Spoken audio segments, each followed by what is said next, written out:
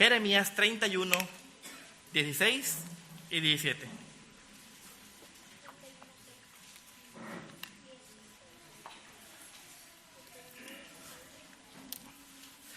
Muy bien, ¿estamos listos? Vamos a leer la porción, todos una sola voz, nada más esos dos versículos. Comienzo con la cita y me acompañan con el texto. Dice la palabra de Dios, Jeremías 31, 16 y 17.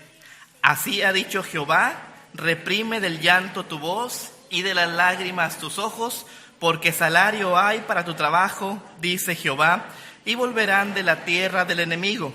Esperanza hay también para tu porvenir, dice Jehová, y los hijos volverán a su propia tierra. El tema del mensaje para esta noche es, hay salario para tu trabajo. Hay salario para tu trabajo. Vamos a orar y comenzamos el mensaje. Padre, estamos agradecidos por la bendición, Señor, de poder abrir tu palabra, de poder escudriñarla. Señor, es viva, es eficaz, nos habla vez tras vez. Pasajes que quizá ya hemos leído, hemos meditado, Señor, tú nos vuelves a hablar a través de ellos. Pasajes que quizá habíamos pasado por alto, Señor, saltan a nuestra vista cuando los leemos. Y Padre, te pido que tú ayudes, Señor, en esta hora a tu siervo. Tu pueblo se ha reunido, Señor, para recibir palabra de lo alto. Te pido, Señor, que realmente podamos ser edificados con tu palabra y que realmente hagas algo especial en esta noche.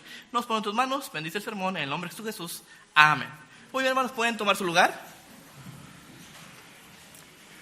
Hay salario para tu trabajo. Ahora, hermanos, cuando leemos de historias bíblicas es muy difícil percibir todas las emociones y los sentimientos y poder comprender todo lo que pasaba por la mente de los personajes involucrados en tal o cual relato.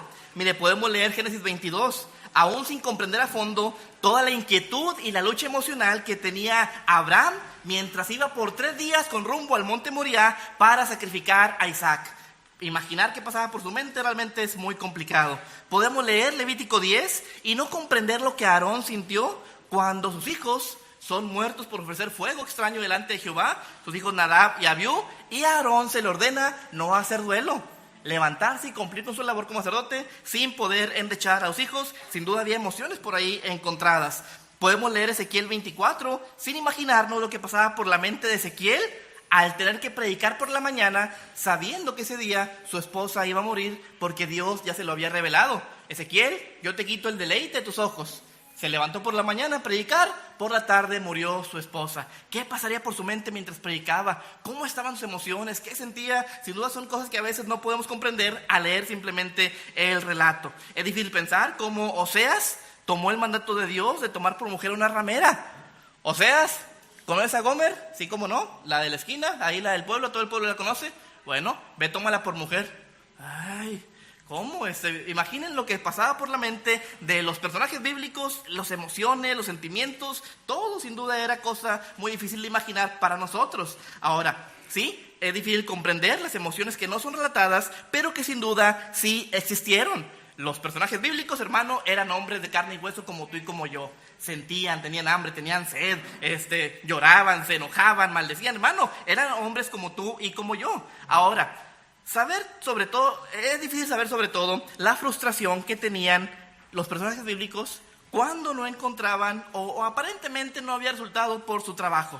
Mire, en cuanto a Noé y el arca, yo siento que tenemos un concepto quizá errado de cómo son las cosas. Quizá a veces nos imaginamos, como nos pinta en la escuela dominical, a un Noé bien contento, gozoso, construyendo el arca. Soy feliz en el servicio del Señor, muy alegre, y así, imaginamos a Noé construyendo el arca. Hermano, yo imagino a un Noé angustiado, con pesadumbre, con tristeza, con dolor, que él mientras clavaba ahí el arca, alguien pasaba. ¡Ey, amigo! Estoy construyendo un arca porque vino un diluvio, va a caer agua del cielo como nunca antes ha pasado. Cuando acabe el arca, acércate y ven, porque va a haber juicio de parte de Dios y te vas a morir tú, tu familia. El arca te va a proteger, por favor, amigo. Y la gente, ese loco que tiene, ese hombre está enfermo, está mal de la cabeza. ¿Qué tiene ese hombre? ¿Cómo que aquí nunca ha llovido? ¿Cómo que va a llover? ¿Cómo que va a caer agua del cielo? Y ahí está taladrando y ahí está clavando sin saber, sin tener nada más que hacer. Y hermano, yo me imagino a Noé angustiado, a un Noé con una carga emocional, sabiendo que venía un juicio de parte de Dios y que toda esa gente que él veía, si no obedecían, iban a morir. Ahora, no fueron unos días, Fueron 120 años que Noé estuvo predicando a la gente de su pueblo para que aceptaran la oferta de parte de Dios de meterse al arca. Ahora, pasó el tiempo, se cumplió el tiempo en el cual Dios había estipulado. Noé estuvo afuera esperando, subió su esposa, subieron sus 3 hijos, sus esposas y nadie más. Noé quizá todavía haciendo su último llamado: por favor, ahí viene el agua, métanse al arca, por favor. Nadie obedeció. Se cierra la puerta del arca, ya no había más oportunidad, se acabó la misericordia. Y hermano, a veces pensamos a uno bien contento: la libramos, gloria a Dios, de aquí Dios nos va a proteger del arca. Hermano, otra vez yo me imagino a Noé apesadumbrado, a un Noé angustiado, y más cuando comienzan a caer las primeras gotas, los primeros chorros de agua, y que la gente empieza a ver, era cierto lo que Noé decía, era cierto lo que anunció, y se acercan al arca: Noé, ábrenos, Noé, ábrenos, te creemos, ábrenos. Pero ¿sabe qué? Era demasiado tarde, y Noé no podía hacer nada. Y hermano, imagínense la escena adentro del arca, un Noé escuchando eso. Y sin duda pensando, hermano, porque tendemos a culparnos por lo mal que pasa. ¿Qué habré hecho mal? ¿Por qué la gente no aceptó el mensaje? ¿Por qué nadie más que mi familia subió? ¿Habré dicho malas cosas? ¿No habré dicho bien el mensaje de parte de Dios? ¿Habré sido muy duro? ¿Habré sido muy suave que la gente no entendió? ¿Por qué la gente no subió al arca? Y yo me imagino Noé, que a lo menos los primeros días ahí del diluvio estaba apesadumbrado, oyendo cómo la gente tocaba ahí el arca y él sin poder hacer nada. Ahora, ¿por qué, hermano? Porque la realidad es que todos queremos y anhelamos ver un resultado por nuestro trabajo. Como dice la palabra salario. Usted trabaja porque quiere un resultado, o alguien es voluntario nada más por gusto. Yo no, yo tengo que ir para que me paguen, porque si no, no me pagan. Y queremos un salario, queremos una retribución, queremos un resultado palpable por lo que hacemos. Ahora, por cierto, en cuanto a Noé, si Noé fuera catalogado como la mayoría de los pastores son catalogados hoy en día, Noé sería visto como un fracasado. Tiene una iglesia bien chiquilla. Y la mayoría son familia. Pasan y pasan los años y esa iglesia nomás no crece. Así como catalogan a los pastores hoy en día. Si catalogan a Noé, sería un fracasado. Ahora, en la Biblia yo encuentro que el resultado viene de parte de Dios, que Dios se encarga de dar un ministerio exitoso. Dice la palabra de Dios, 1 Corintios 3:6: yo planté, Apolo regó, pero el crecimiento lo ha dado Dios. Así que no es el que siembra, ni el que riega, sino Dios que da crecimiento. 1 Tesalonicenses 3:12 dice: y el Señor os hará crecer y abundar. Hechos 2:47 dice: y el Señor añadía cada día a la iglesia los que habían de ser salvos. ¿Quién se encarga de dar un ministerio ante los ojos del hombre exitoso? Hermano, es únicamente la gracia de Dios. En nuestros días, Noé sería un fracasado y Jonás sería un exitoso, porque Jonás predicó y toda la ciudad se convirtió. ¡Wow, Jonás! ¡Qué tremendo, Jonás! Pues sí, pero de mala gana, ni lo hizo con amor. Él quería que la gente se muriera y se fuera al infierno. Y Noé, que hizo todo lo posible, que derramó su corazón, únicamente él y su familia entraron al arca. Ahora, en nuestro pasaje encontramos otro siervo de Dios que humanamente podríamos pensar fue un fracasado: el profeta Jeremías. Jeremías fue un profeta que ejerció su ministerio por más de 40 años. 40 años predicando la palabra de Dios, lo que Dios le revelaba. Trabajó del 627 a.C. al 574 a.C. Su ministerio abarcó los reinados del rey Josías, Joacás, Joacim, Joaquín y Sedequías, 5 reyes. Es el autor de los libros de Jeremías y también de Lamentaciones, el Antiguo Testamento. Ahora, Jeremías es conocido por muchos como el profeta llorón. Y ahorita vamos a ver por qué. Diría en nuestra época el profeta chillón. Tú eres bien chillón, ¿verdad? Y se dicen ustedes, tú eres bien chillón. No, el profeta Jeremías era conocido como el profeta llorón. Ahorita veremos por qué. Ahora, yo encuentro algunas semejanzas en los ministerios de Noé y de Jeremías. Miren, ambos tuvieron ministerios extensos en cuanto a tiempo. Jeremías profetizó 40 años. Noé fue pregonero de justicia por 120 años. A ambos les tocó vivir tiempos moralmente decadentes. Los tiempos de Noé, tiempos moralmente decadentes, de tal forma que Dios iba a enviar juicio. Tiempos de Jeremías, tiempos moralmente decadentes. A ambos les tocó anticipar el juicio de Dios sobre el pecado. Noé era el diluvio. Jeremías era la opresión, el cautiverio babilónico. A ambos les tocó anunciarlo. Ahora, no solo les tocó anunciarlo, pero a ambos les tocó vivirlo. Noé vivió y experimentó el juicio de Dios en el diluvio. Jeremías vivió y experimentó el juicio de Dios durante el cautiverio. Ambos, humanamente, no tuvieron mucho fruto de su trabajo. Noé, 8 personas fueron salvas. Él, su esposa, sus 3 hijos, las 3 esposas de sus hijos. Jeremías, no hay mucho fruto que la Biblia narre en cuanto a lo que él consiguió. La gente de su tiempo no supo darse cuenta quienes tenía ministrando delante de ellos. Ahora, el ministerio de Jeremías fue un ministerio por demás complicado. Jeremías por mucho tiempo predicó el juicio venidero de Dios sobre su capital, Jerusalén, y sobre el reino de Judá. Denunciaba la idolatría, exhortaba al pueblo a apartarse de ella, predicaba contra el pecado, contra la inmoralidad, revelaba las intenciones de los falsos profetas que en aquel tiempo pululaban en Judá, gente que proclamaba: no, hombre, estamos bien, no pasa nada, lo que dice Jeremías es pura mentira. Él tuvo que confrontar a esos falsos profetas. Anticipó el futuro gris que vendría si la nación no llegaba al arrepentimiento, y lo hizo diligentemente. Lo hizo por más de 40 años, pero nada pasaba. Jeremías cumplidamente obedecía a Dios y predicaba lo que venía de parte de él, pero resultados visibles no había. No había gente salva, no había gente convertida, no hubo ningún avivamiento durante los tiempos de Jeremías, cosa que sí hubo en el tiempo de otros reyes y otros profetas. Hubo avivamientos nacionales. En los tiempos de Jeremías no hubo nada. Parecía que nadie estaba trabajando, parecía que Dios no estaba obrando a través de nadie en el pueblo de Judá, su capital, Jerusalén. El pueblo en su necedad ignoraba la voz del profeta. Seguía en su camino de rebelión contra Dios, pensando que nada pasaría. Ahora, hermano, otra vez, viendo al profeta Jeremías, no como el siervo de Dios y como a veces los pensamos, gente imbatible, gente poderosa, gente que no le temía nada, gente que... Hermano, viendo al Jeremías humano, como usted y como yo, imagínense viviendo años así, año tras año, predicar, enseñar, ir con el pueblo, declarar la palabra de Dios y que nada pase, derramando su alma por el pueblo, pero sin embargo no había conversión, no había arrepentimiento, no había avivamiento, el pueblo no se apartaba de su pecado, año tras año, lo mismo.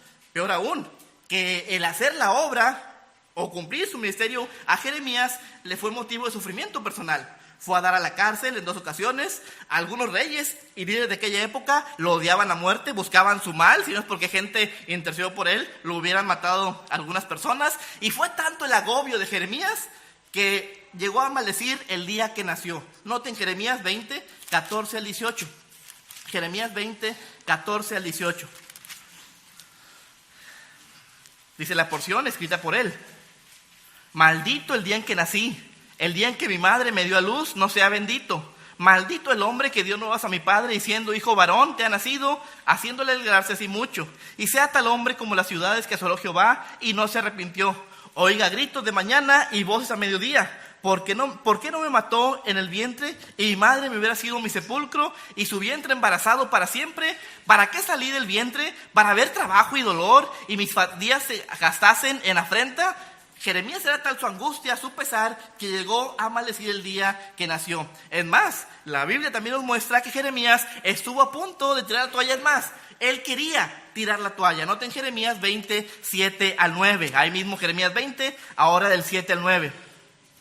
Me sedujiste, oh Jehová, y fui seducido. Más fuerte fuiste que yo, y me venciste. Cada día he sido escarnecido, cada cual se burla de mí, porque cuantas veces hablo, doy voces, grito, violencia y destrucción, porque la palabra de Jehová me ha sido para afrenta y escarnio cada día. Y dije: no me acordaré más de él, ni hablaré más de su nombre. No obstante, había en mi corazón como un fuego ardiente, metido en mis huesos. Traté de sufrirlo y no pude. Jeremías era tal su agobio, su carga emocional, su pesar porque no había resultados de su ministerio, que llegó al punto: maldito el día en que nací. ¿Para qué vine a ver esta afrenta y este dolor en mis días? Ya no quiero predicar, ya no quiero hacer nada, ya no quiero. Pero dice la Biblia que no pudo. Había un fuego en él que le impedía dejar de declarar la palabra de Dios. Ahora, Jeremías no solamente se angustió a causa de la falta de resultados en cuanto a su trabajo, pero la mayor angustia de Jeremías fue ver cómo frente a los ojos se cumplía todo aquello que había profetizado. Todo lo que Dios le reveló en sueños y en visiones que pasaría, Todo le tocó verlo a Jeremías con sus propios ojos. Tal como Dios lo había revelado, sí, llegó un ejército enemigo, los babilonios. Primero sitiaron la ciudad por casi 2 años. Jerusalén estuvo sitiada en los tiempos de Jeremías por 2 años. Impedían sacar y entrar mercancías. No había alimento en el pueblo. La gente se moría de hambre, que llegaba al punto, lo narra la palabra de Dios, del canibalismo. Comerse unos a otros. Ahora, el pueblo moría de hambre. El canibalismo fue la única forma de sobrevivir. El ejército enemigo entraría después de 2 años a Jerusalén. Arrasaron con todo. No perdonaron a mujeres, a niños, a jóvenes. Jeremías le tocó ver cómo esos soldados extranjeros babilonios entraban a su ciudad, mataban a mujeres embarazadas, mataban a niños, mataban a mujeres, señoritas eran violadas. El templo fue destruido piedra por piedra, fue encendido con fuego. Los muros de Jerusalén fueron derribados, fueron destruidos. Todo eso le tocó verlo a Jeremías con sus propios ojos. Esa fue la mayor parte de la angustia, no tanto la carga emocional, pero ver que lo que Dios le había revelado ahora se cumplía delante de él en el pueblo. Ahora Jeremías llora de angustia. En su tristeza, lo único que puede hacer es escribir sus lamentos y redactar lo que sus ojos están viendo. Escribe un libro llamado Lamentaciones. Como su nombre lo indica, es uno de los libros más tristes de toda la Biblia. En el libro de Lamentaciones encontramos el sentir del profeta a causa de todo lo que está pasando y todo lo que él le correspondió ver. Vamos a leer algunos pasajes, son pasajes algo largos, síganme ahí con su vista y preste atención e imagine, trate de trasladar su mente, su corazón a aquella época que le tocó vivir al profeta Jeremías. Comienzo con Lamentaciones 1, del 1 al 10. Dice el profeta: ¿Cómo ha quedado sola la ciudad populosa? La grande entre las naciones se ha vuelto como viuda. La señora de provincia se ha hecho tributaria, amargamente llora en la noche y sus lágrimas están en sus mejillas. No tiene quien la consuele de todos sus amantes. Todos sus amigos le faltaron, se volvieron enemigos. Judá ha ido en cautiverio a causa de la aflicción y de la dura servidumbre. Ella habitó entre naciones y no halló descanso. Todos sus perseguidores la alcanzaron entre las estrechuras.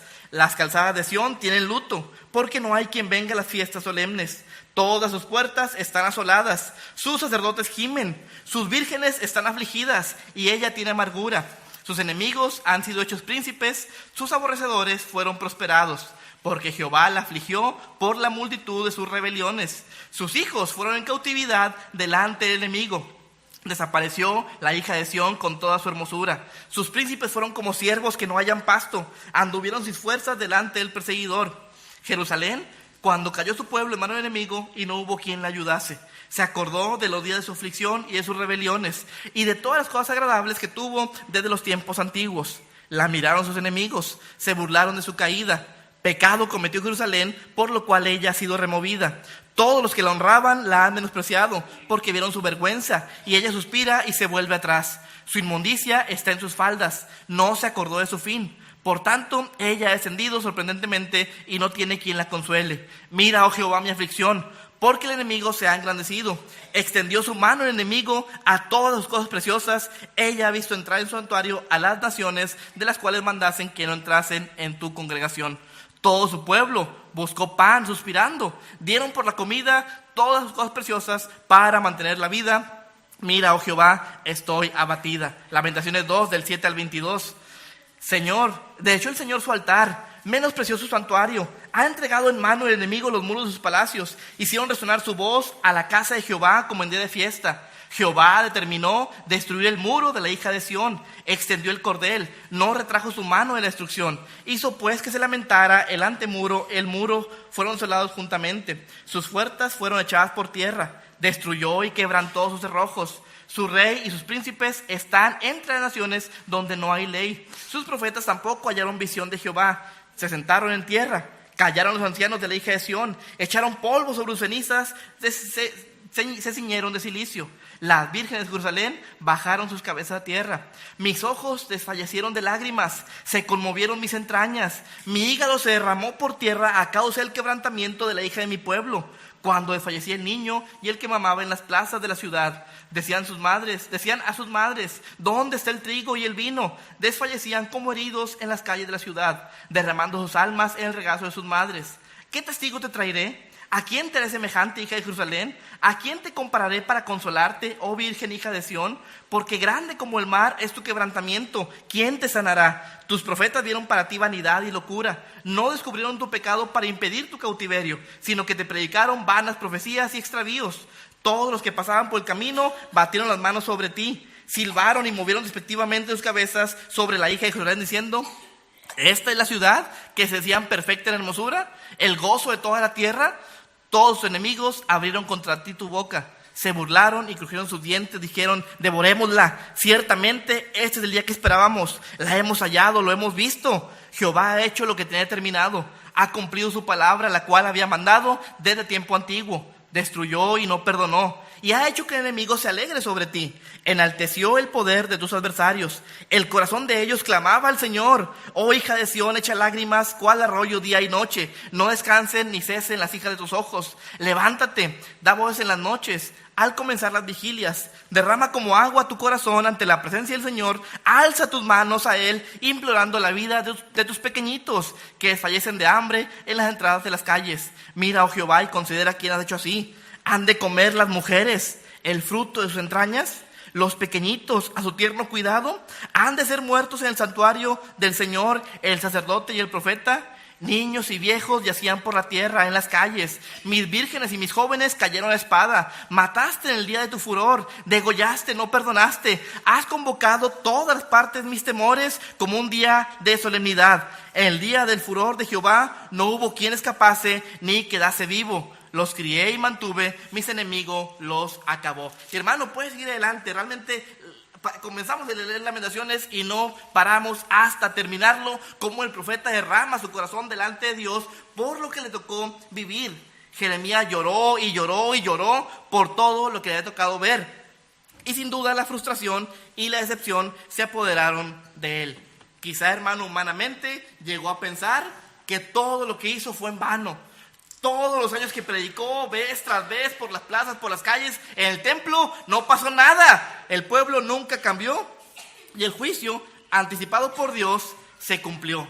Pero ¿qué dice la respuesta divina? Volvamos a los textos, Jeremías 31, 16 y 17.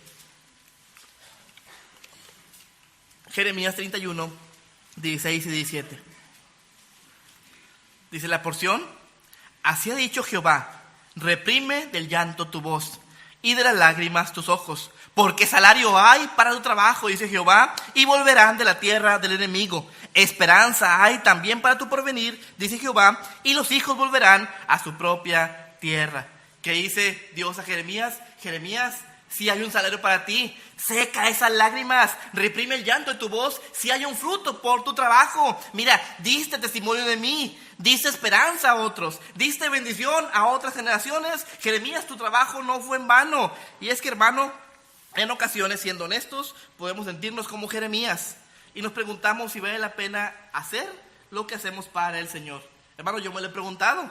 Si usted no lo ha hecho, déjeme en verdad, sinceramente, felicitarlo por su espiritualidad y por su genuino temor al Señor. Pero yo sí me he preguntado sinceramente, ¿valdrá la pena lo que hacemos? ¿Valdrá la pena el esfuerzo? ¿Valdrá la pena la desmañanada?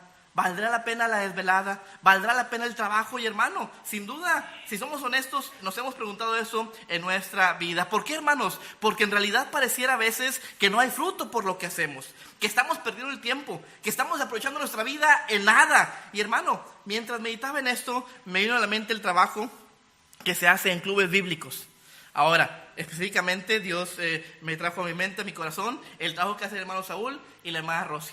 No es superior a ningún otro, pero es el que yo conozco y he visto un poquito más de cerca que otros clubes bíblicos. Ahora, yo sé, hermano, que cada club tiene sus problemas y sus dificultades, pero conozco el trabajo del hermano Rosy, del hermano Saúl. Llevan más de 10 años trabajando en esa zona. Sin temor a mentir, llevan cientos de niños ganados para Cristo. Quizá, no sé, solo Dios sabe, ya han pasado de 1000 niños ganados para Cristo. Ahora, muchos de esos niños no solamente conocieron al Señor, no solamente fueron salvos, pero tenían un lugar donde semana a semana podían edificarse, podían recibir palabra de Dios, podían recibir la guía de parte de Dios. Muchos de ellos, con el esfuerzo de mis hermanos, fueron traídos y son traídos aquí a la iglesia culto tras culto. Y han pasado generaciones de niños, han pasado muchos niños que han venido por el trabajo de nuestros hermanos. Pero la realidad es que muy pocos permanecen.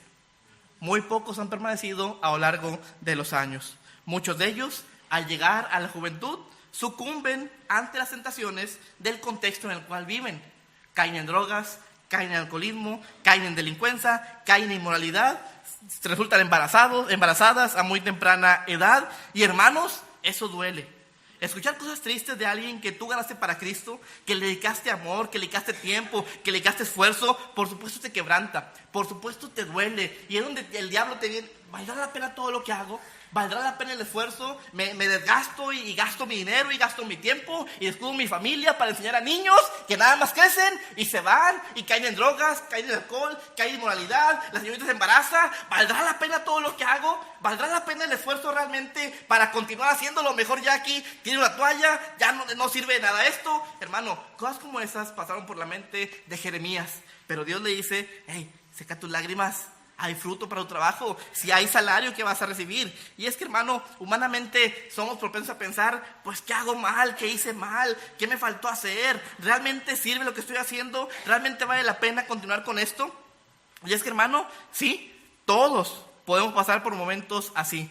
Pero, hermano, hermana, usted que sirve al Señor en cualquier área, usted que sirve al Señor y que el diablo vez tras vez le ataca, no hombre, esto no vale la pena, mejor ponte a trabajar, mejor gana dinero, mejor quédate las en el trabajo, mejor no descuida a tu familia y mejor deja eso para otros. Cada vez que se pregunte si vale la pena, vaya a Jeremías 39:6. Así ha dicho Jehová, reprime el llanto de tu voz, de las lágrimas de tus ojos, porque hay salario para tu trabajo. Sí hay salario por lo que hacemos para el Señor. Dios sí tiene una recompensa por nuestro trabajo. Y vamos a ver básicamente tres cosas, tres resultados que da el trabajo que hacemos para el Señor. En primer lugar, se da testimonio de Dios. Primer salario, se da testimonio de Dios. Vamos a Ezequiel 2, del 1 al 5. Ezequiel 2, del 1 al 5. Y noten lo que pasaba con el profeta y cómo Dios le habló a Ezequiel. Ezequiel 2, del 1 al 5.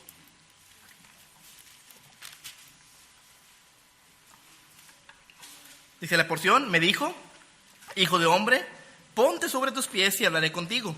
Y luego que me habló, entró el Espíritu en mí y me afirmó sobre mis pies. Y oí al que me hablaba y me dijo, hijo de hombre, yo te envío a los hijos de Israel, a gentes rebeldes que se rebelaron contra mí. Ellos y sus padres se han rebelado contra mí hasta este mismo día. Yo pues te envío a hijos de duro rostro y de empedernido corazón, y les dirás, así ha dicho Jehová el Señor. ¿Acaso ellos escuchen? Pero si no escucharen, porque son una casa rebelde, noten, siempre conocerán que hubo profeta entre ellos. Siempre conocerán que hubo profeta entre ellos. Hermano, Dios nunca se deja sin testimonio.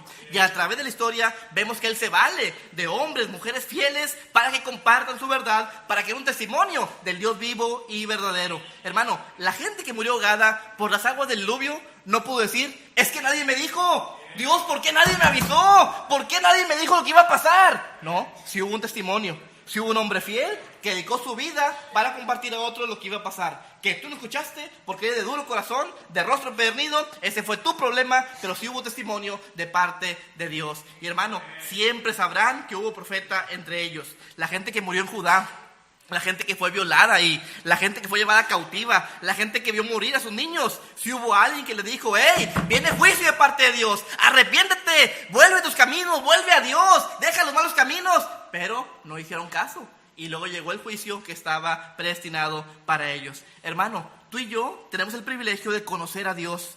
Y hermano, podemos serle testimonio en este mundo impío. Hermano, la triste realidad nos muestra que los que atienden las amonestaciones de la palabra de Dios son pocos. Es un remanente pequeño. Y hermanos, si nosotros somos un remanente pequeño y aún así somos bien necios, ¿cuánto más la gente que no ha sido criada e instruida en el camino del Señor? Es difícil transmitir los principios bíblicos y que la gente los pueda atesorar y valorar. Muchos los desprecian, muchos simplemente no los toman en cuenta. Pero hermanos, aunque sean pocos los que atienden, incluso aunque nadie atienda, eso nos quita a nosotros la responsabilidad de ser portavoces de Dios, la responsabilidad de predicar el evangelio, la responsabilidad de enseñar a niños, la responsabilidad de enseñar a jóvenes o adultos. El hecho de que es que no escuchan, es que no hacen caso, es que son de duro rostro, eso nos quita la responsabilidad de dar un testimonio del Dios vivo y verdadero. Hay un salario para el siervo. El salario es que Dios no se deja de testimonio. Quizá muchos no escuchen. Con Noé nadie escuchó más que su familia, pero Dios tuvo testimonio de que iba a haber un juicio. En segundo lugar, ¿qué salario hay para nuestro trabajo? En segundo lugar, se da esperanza para otros. Vamos a Daniel capítulo 9, versículos 1 al 3. Ahí en la porción que leímos en Jeremías nos dice: esperanza tendrán tus hijos. Ahora vamos a Daniel capítulo 9, versículos 1 al 3.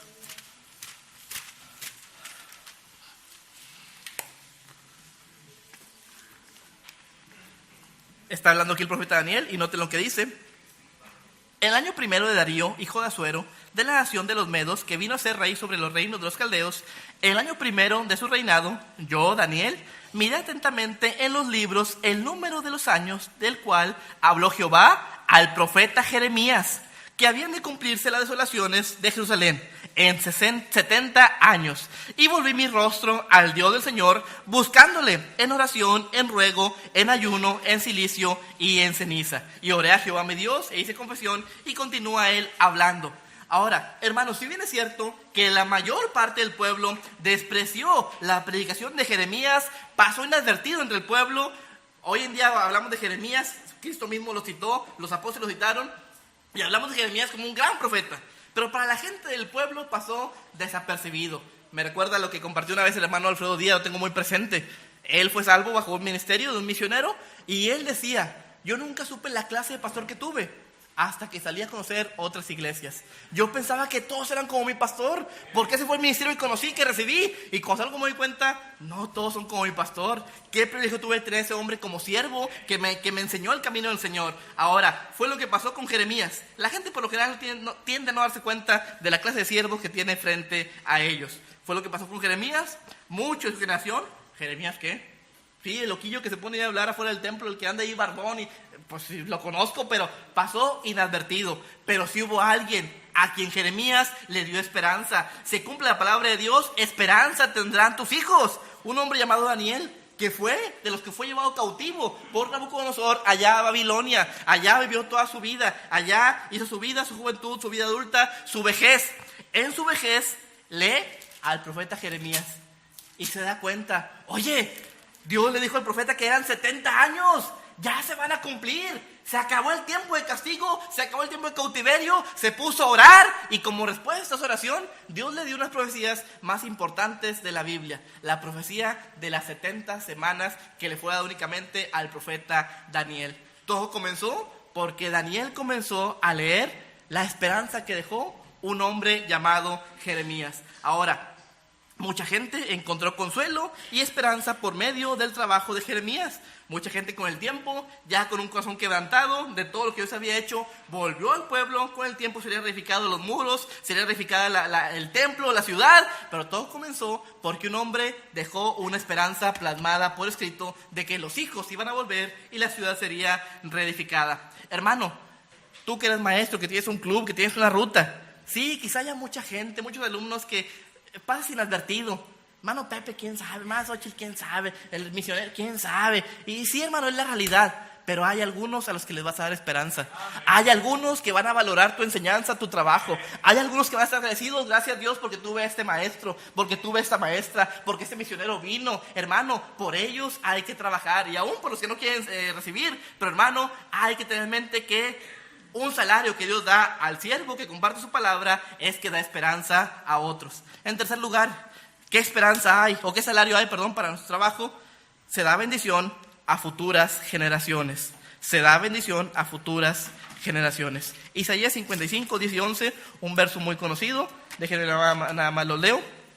Isaías 55:11 dice: porque como desciende de los cielos la lluvia y la nieve, y no vuelve allá, sino que riega la tierra, la hace germinar y producir, y da semilla al que siembra, y pan al que come, así será mi palabra que sale de mi boca, no volverá a mí vacía, sino que hará lo que yo quiero, y será prosperada en aquello para que la envíe. La palabra de Dios promete que su palabra nunca vuelve vacía, siempre hay fruto. Y hermanos, han pasado cientos, han pasado miles, más de 2500 años desde que el profeta Jeremías pisó este mundo. Pero cuánto consuelo seguimos hallando cuando leemos Jeremías 31:3.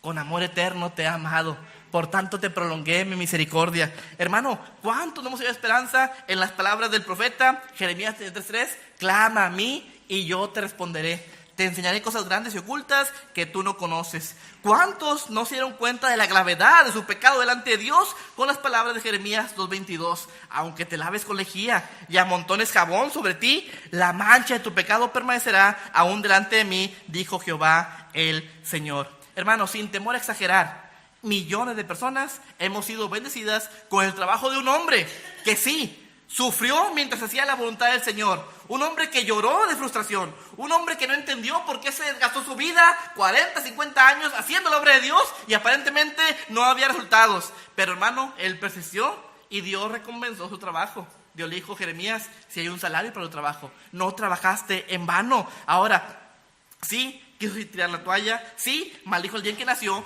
pero persistió y se cumplió la promesa, y sí hubo un salario para el trabajo de Jeremías. Dios le dijo: Jeremías, tu predicación no fue en vano. Jeremías, tu sufrimiento no fue en vano. Jeremías, tus lágrimas no se derramaron en balde. Jeremías, tu esfuerzo sí tuvo una recompensa. Y hermano, nunca sabremos el alcance final que tuvo el trabajo de Jeremías. Quizá usted y yo moriremos y más gente seguirá hallando consuelo cuando estudia y aprende del profeta. Pero hermano, igualmente nunca sabremos el alcance que tiene un siervo que hace y cumple la voluntad del Señor. Mire, en los años 60 hubo un hombre que dejó su nación para venir a predicar el evangelio a México. Ese hombre levantaría una iglesia en la colonia 21 de enero, allá en Guadalupe, Nuevo León. En los años 80, una mujer recién que había dado a luz a su hijo llegó a esa iglesia y fue salva. El nombre de ese misionero era Carson L. Jones. El nombre de esa mujer era Claudia Aguilar. Esa mujer cría a su hijo en el evangelio. Ese hijo con el tiempo sería salvo. Con el tiempo, ese hijo crece y se casa. Tendría 2 hijas. Las hijas también serían salvas, Karen y Carlita. Ahora, hermanos, ¿dónde comenzó esa historia tan bella? En un hombre que obedeció el llamado de Dios, pagó el precio por cumplir la voluntad de Dios, dejó su nación para venir y predicar el evangelio a gente que ni conocía, a gente que ni quería, quizá que tenía dudas, pero hizo lo que tenía que hacer. Vino, levantó una iglesia donde mi madre fue salva y así llegó el evangelio a mi vida, y ahora el evangelio también ya va en la vida de mis hijas, y por la gracia de Dios que siga con mis nietos, con mis bisnietos. ¿Dónde comenzó todo? Con un hombre obediente, con un hombre que entendió que era portavoz de Dios y que la palabra tenía que seguir corriendo. Quizá muchos le rechazaron, quizá muchos se burlaron de él. Este gringo ni habla bien español, este gringo ¿qué viene a hacer? Pero hermano, cumplió la voluntad del Señor y aquí hay fruto todavía de su trabajo. Sí hubo un salario por lo que el hermano Carson hizo. Se dio testimonio a una ciudad altamente católica. Se trajo esperanza a gente que no la tenía. Se dejó una bendición espiritual para muchas generaciones. Mire, hermano, pregunte entre el pueblo cristiano, sobre todo allá en Guadalupe, Nuevo León, y muchos van a poder rastrear su linaje espiritual al hermano Carson. Muchos somos fruto de esa raíz que plantó en Guadalupe o en Nuevo León el hermano Carson L. Jones. Ahora, hermano, Dios sabe lo que es llorar. Dios sabe lo que significa sufrir pérdidas. Dios sabe las dificultades que enfrentan sus hijos por cumplir su voluntad. Por eso Dios promete, y Dios dice en Hebreos 6:10, porque Dios no es injusto para olvidar vuestra obra y el trabajo de amor que habéis mostrado hacia su nombre. Ahora, hermanos, a manera de conclusión, todavía hay un salario mejor para los que sirven a Dios. Sí, dejan un legado, dejan esperanza, dejan bendición, dejan testimonio, pero hermano, Jeremías, como cualquier otro hombre, llegó el momento en que moriría. Cumplió el ciclo de vida que cumpliremos todos nosotros. Jeremías murió y al instante estaba en la presencia del Señor. Dios lo recibió y le dijo: Jeremías, algo de lo que le dijo fue palabras como estas: bien, buen siervo fiel, sobre poco fuiste fiel, sobre mucho te pondré, entra en el gozo de tu Señor. Y Jeremías quizá confundido, pero Señor, nadie se convirtió, pero Señor, no hubo fruto, pero Señor, el juicio llegó, no hubo arrepentimiento, vi a la ciudad ser destruida, vi a los niños ser estrellados en la peña, vi a las mujeres embarazadas ser matadas, Señor, no hubo fruto. No, Jeremías, sí hubo fruto por tu trabajo, sí hubo salario por lo que tú hiciste para mí. Jeremías, tu trabajo no era convertir a la gente, tu trabajo era obedecerme y ser un portavoz, un testimonio mío delante de un pueblo impío. Y tú lo cumpliste, eso era lo que quería nada más. Lo demás era trabajo mío. Ahora, hermano, yo le animo, no deje de servir a Dios. Hermano, no deje de ganar almas. Hermano, no deje su club bíblico. Hermano, no deje de apoyar su ruta. Hermano, no deje de enseñar en culto infantil. Hermano, no deje de enseñar en la escuela dominical a niños, a jóvenes, a adultos. Hermano predicador, no deje de predicar. Sigue haciendo la obra. Sigue siendo un portavoz de Dios en este mundo. Sí, hay un salario para el trabajo. Quizá no lo logres ver. Quizá no te toque a ti cosechar. Quizá nada más tocará sembrar y angustiarte y no pasa nada. Y enseño y los niños no cambian, los jóvenes no cambian, se van al mundo, los niños se resultan mal. Y hermano, quizá eso no toque verlo a ti, pero sí un salario por el trabajo, y ese Dios se encargará de darlo a su tiempo. Puesto de pie, vamos a orar. Terminamos el mensaje en esta noche. Por favor, todos puestos de pie. Hermanos, un privilegio y una bendición servir al Señor. Nunca será una carga. Nunca será un desgaste más allá de lo que podamos hacer y que lo que Dios nos permita para Él. Yo te animo, hermano, hermana, ¿a ti qué sirves? ¿A ti que haces algo para el Señor? Cualquier cosa. ¿A ti que enseñas a otros? ¿A ti que eres un ganador de almas? ¿A ti que tienes un club bíblico, una ruta? ¿A ti que tienes una clase de escuela dominical al frente? ¿A ti que sirves en culto infantil? Ven y ora al Señor. Ven y pídele que te dé la gracia para seguir adelante. Ven y pídele que respalde Él tu trabajo, que haga lo que tú no puedes hacer, que Él logre lo que tú no puedes lograr. Ven y ora por tu gente, ven y ora por tus niños, ven y ora por tus jóvenes, ven y ora por tu ruta, ven y ora por tu club, ven y ora por la gente que has ganado para Cristo, ven y ora por la gente que estás quizá discipulando, trabajando con ella. Ven y pon en las manos de Dios toda esa gente a la que Dios te da el privilegio de ser un testimonio de Él, de ser un portavoz de Él. Pídele que te dé la gracia, la sabiduría, que te dé la fortaleza, porque sí, vendrán días como los que vinieron a Jeremías, días de angustia, días de desilusión, días de llanto, días de pensar si realmente valdrá la pena seguir adelante. Días en que querrás tirar la toalla y no saber más de nada de la vida cristiana. Pero ora al Señor que Dios te dé la gracia para seguir adelante, cueste lo que cueste.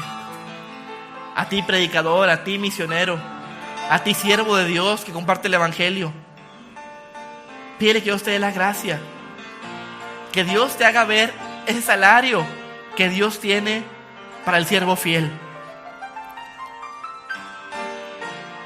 Cuán importante es entender, hermano, hermana, que Dios necesita gente fiel que haga su obra. Gente que a pesar de las luchas, de las pruebas, no tire la toalla. Gente que a pesar de las dificultades, no deje el ministerio tirado. Siga adelante, hermano. No mengue. Lucha siempre va a haber. Dificultades siempre va a haber. Gente dura siempre va a haber. Platicaba hace tiempo con alguien y decía, es que la gente hoy es muy dura. Como si la gente de Jeremías era muy dócil. Como si la gente que le predicó Noé fuera gente muy tierna, muy noble. Siempre ha habido gente dura. Siempre ha habido gente que se le va a compartir y no va a creer. Y no va a entender que es por su bien. Y no va a entender que lo que se le comparte viene de parte de Dios. Pero hermano, eso nos quita a nosotros la responsabilidad de predicarles, de enseñarles, de compartirles. Que Dios nos dé la gracia para seguir adelante. Que Dios siga levantando obreros fieles, hermanas fieles, que con diligencia, con esfuerzo, con esmero, hagan la obra del Señor. Que Dios nos dé la gracia para seguir adelante. Y que el trabajo, hermano, hermana, que haces no solamente trascienda esta generación, pero que trascienda generaciones. Que algún día alguien pueda decir gracias porque hace años un hermano me enseñaba. Una hermana iba por mí a mi casa y me despertaba y me subía al camión a fuerza y me enseñó el camino y me hizo ver la verdad de Dios. Sí, quizás va a haber tropiezos, siempre va a haber. Sí, quizás a veces la gente vuelve al camino cuando ya está su vida dañada, cuando ya hay heridas, cuando ya hay quebranto. Pero siempre sabrán que hubo un profeta entre ellos. Siempre sabrán que hubo alguien que se esforzó por ellos. Siempre sabrán que hubo alguien que oró por ellos. Siempre sabrán que hubo alguien que pagó un precio para que ellos tuvieran testimonio de parte de Dios. Que Dios nos dé la gracia, hermanos, para cumplir nuestra misión con dedicación y con esmero.